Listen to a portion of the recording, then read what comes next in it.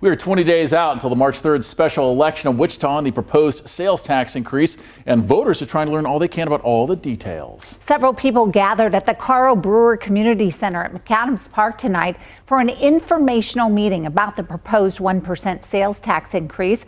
Former City Council member Brandon Johnson, along with the new city manager, were there to explain the tax and answer questions. Organizers of the plan say the tax would raise $850 million over the next 7 years. People on both sides of the issue listened in.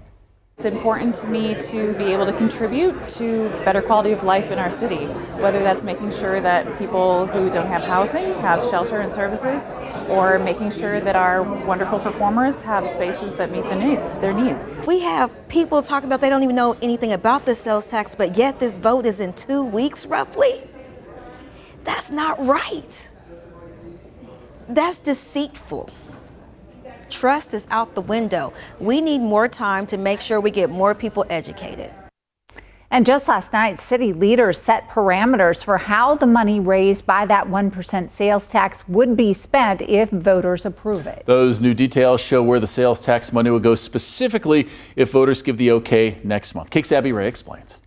As a council, we cannot be in favor or against this sales tax. All we can do is educate the public. Wichita Mayor Lily Wu, alongside other city council members, voted Tuesday night on 8 resolutions that dictate what happens if the proposed 1% sales tax passes during the upcoming special election in March. The guardrails was something that I led and definitely wanted to make sure that we had boundaries set in place before people go out to vote. One of those guardrails comes in the form of priorities. One resolution that passed Tuesday dictates that property tax relief, homelessness, and public safety will now be the top priorities of the sales tax funds. The first $300 million in sales tax would go towards these 3 items. The second says no sales tax proceeds could be spent on construction for a performing arts center until at least $50 million in private money has been pledged. Third, an advisory election will be held before Century 2 is substantially remodeled and a parking study will be done in the area. Fourth, City Council will recommend a prioritized list of public safety initiatives every year, and deferred maintenance at existing facilities can be pushed forward. Fifth, the city will lower the mills by at least 4 mills starting fiscal year 2027 after $20 million is collected for property relief. The sixth breaks down how much money will be put into low-barrier homeless shelters and wraparound support services. Seventh is a program that allows Wichita residents who are eligible for low-income energy assistance program to receive $55 a year to offset the sales tax. And finally, the City Council voted to create a program that allows property owners for the Homestead Refund Program to receive payments for more property tax relief based on state income tax returns. That's part of the community's concern is, well, if we don't have set in stone guardrails, then how do we make sure that the city doesn't lose out on future funds or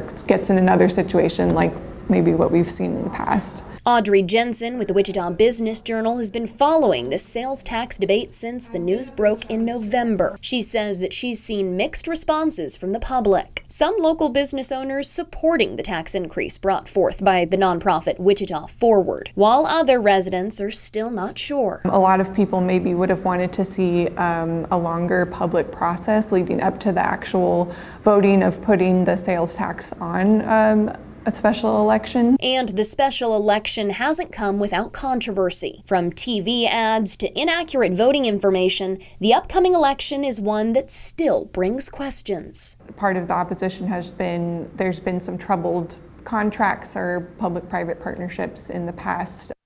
Abby Ray, KAKE News, on your side.